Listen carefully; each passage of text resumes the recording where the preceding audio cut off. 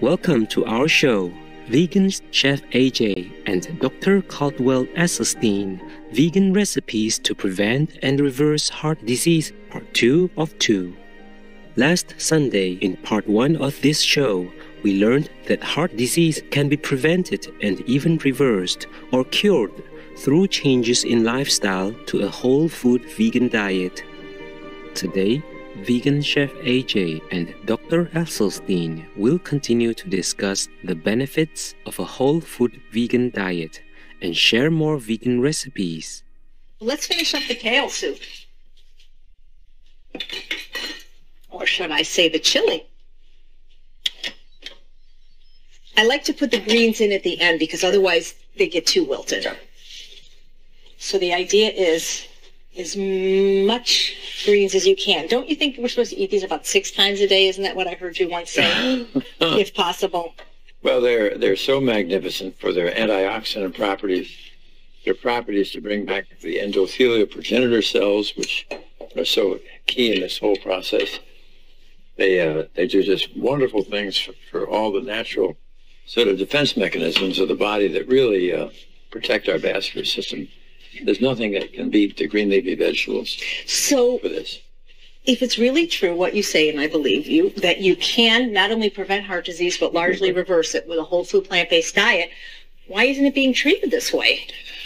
Well, there's a lot of problems, and it really basically starts, believe it or not, with our medical schools. Wow. Because the medical schools are not teaching physicians really anything about nutrition. What about your colleagues that say, oh, I can't get my patients to eat this way? You know, I'm so glad you asked that question. That really has to do with what we call adherence. Now, I wouldn't eat this. This is beautiful. And right. It's delicious.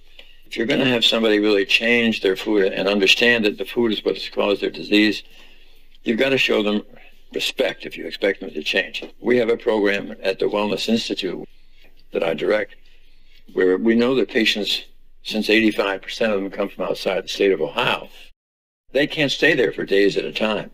So we have synthesized a very intensive single-day, 5.5-hour seminar where these patients with cardiovascular disease are going to learn all about what they did that created the disease and how they can become empowered as the locus of control to halt and to reverse this disease. Can anyone join this program anywhere? How can they get in touch with you and find out more about the program? Well, my secretary is responsible for all the registration of our program. What's your website? DrEsselstyn.com. That's your name. Well, we know that heart disease is the #1 killer of men and women, but was it always that way in this country?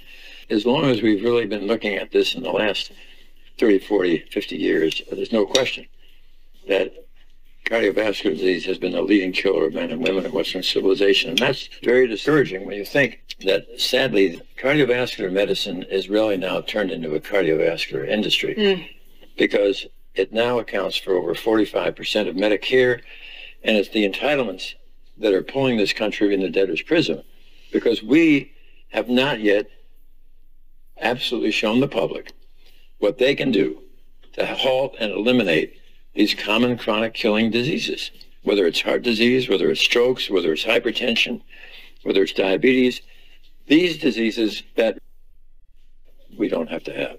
And the resolution of them is so ridiculously simplistic by sharing with the public what is the nutritional literacy that will allow them to prevent themselves from ever having these illnesses. So to sum it up, we want to tell everyone, prevent, not stent, and eat your greens. You got it. You got it. Let me know how you like the chili, Dr. Esselstyn. Sure. It's got all the ingredients that you said were the sweet potato chili with carrot. Thank you. Dynamite. Thank you so much. I'm back in the kitchen with Dr. Esselstyn, and we're going to make a recipe from the Prevent and Reverse Heart Disease Cookbook. Look at these beautiful photos. These are the chocolate-filled strawberries. Dr. Esselstyn, did you know that I used to be a pastry chef? I did. Oh, good. Well, that's why we're going to do dessert. We're going to do a dessert recipe. So it says over 125 delicious, life-changing plant-based recipes by Anne Cryle Esselstyn and Jane Esselstyn. So who are these two women? Anne is my wife. Jane is my daughter. So the whole family's in on this healthy eating thing? We have 4 children. Okay. And those 4 children have given us 10 grandchildren. Okay. So the whole family together now is 18. 18. And everybody seems to be plant-based. Can I be an honorary Esselstyn? Now that I'm thin like an Esselstyn? If you smile pretty. Okay. So that's great. So the whole family eats this way. That's wonderful. Well, I think it's probably the greatest gift that you can give your children. Sure. Is a lifetime of eating in a way that they will avoid chronic illness. I couldn't have said it better myself. And that doesn't mean they have to suffer from any kind of deprivation. You have delicious dessert recipes in this book, and we're going to make one of my favorite, which is the banana saucer. Let's do it. We're using this Yonanas machine, and it makes it so easy. We have some frozen bananas that we peeled in advance. They were ripe, and we have some frozen strawberries. We could have used mango, but I just have a love banana.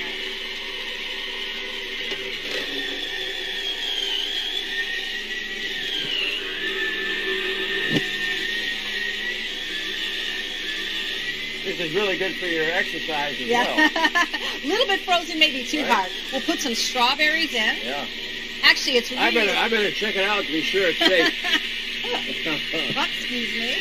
There we go. There's the strawberries. Ooh, that's good. All right. Oop. There we go. And move that bowl aside. Now, thank you for helping. Now, as delicious as a bowl of ice cream made with just fruit, the whole fruit, and nothing but the whole fruit, I like making it into a little sundae and putting more fresh fruit on top. Now, I hear your wife, Ann, makes it a little bit more special. What does she put on it? Well, she occasionally puts a little chocolate balsamic. Wow, that sounds amazing. Yeah. Well, let's dig in, if you don't mind sharing with me. I'd be excited to do that. It's so good. It's just fruit. I mean, would it be okay if your patient ate this for breakfast? Well, it would be okay, but I think for breakfast, I'd like them to have it during the day. Right. But I think for breakfast, I'd like them to have the old-fashioned rolled oats. Right. Because they are so strong with polyphenolic characteristics and the ability to help lower cholesterol. I actually eat vegetables for breakfast. Is that okay? That's wonderful. Good. Yeah. But this would make an excellent dessert. It would. If you had to tell our viewers one thing to really help drive this message home about how important it is to eat healthfully and feed their family healthfully. You mentioned you have 18 people in your family, 4 children, 10 grandchildren. What would you say? Well, everybody has to look at their own family history. And when they suddenly look carefully at their grandparents or those who are over 55, 65, and so forth, how many of them are taking drugs or medication? How many of them have perished from a common chronic killing disease? It's estimated that about 80% of these common chronic killing diseases need never, ever exist. And the answer to these is never going to be a pill, a procedure, or an operation. But the answer can be when we in the medical profession have the will, the grit, and the determination to share with the public what is the nutritional literacy that will empower them to avoid these illnesses. Right. It's amazing that the cure is actually at the end of our knife and fork. It's terribly important to share with the public and your audience that really illness is not a question of simply genes or stress or just the luck of the draw. It's so powerful to think that when we get the public to understand the importance of nutritional literacy, they are now empowered as the locus of control to halt and prevent these common chronic killing diseases. Thank you for having me. And Dr. Esselstyn, thank you so much for being here. You really helped explain that heart disease never need exist, and if it need exists, it need never progress, and that we really can take control of our health destiny, starting in the kitchen with what we eat. And if you want to know what to eat, consider getting the Prevent and Reverse Heart Disease Cookbook or Prevent and Reverse Heart Disease. Thank you so much for watching another episode of Healthy Living. I'm Chef AJ, and I make healthy taste delicious. Love and kale. To your health. Ingredients. For all ingredients, please use organic versions if available. For the vegan banana soft serve, the ingredients are frozen ripe bananas, peeled, frozen strawberries or other fruits,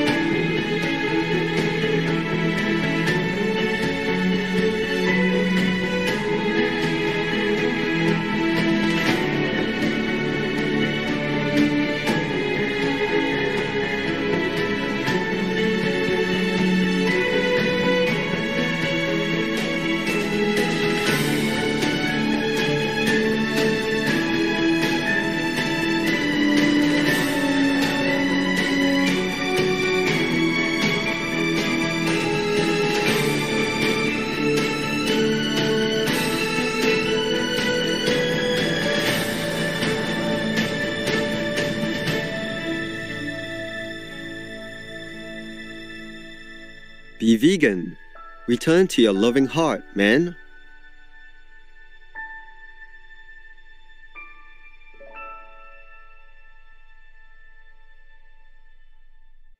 We are grateful to Unchained TV, an online TV channel that promotes a compassionate vegan lifestyle and raises awareness of animal people rights, and its founder, Miss Jane Valles-Mitchell, vegan, a Shining World Vegan Journalist Award recipient, for giving us the opportunity to translate this show into various languages and share it with the world.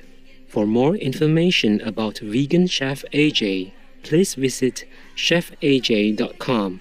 For more information about Dr. Caldwell Esselstyn, vegan, and his heart disease program, please visit dresselstyn.com. For more information about Unchained TV, please visit unchainedtv.com.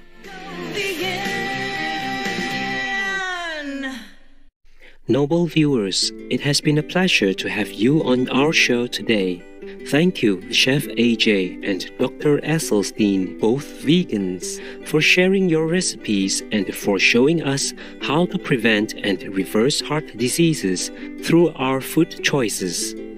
We are indeed empowered to heal ourselves through a vegan diet. For many common chronic killing diseases, medications and medical procedures need not be the only options.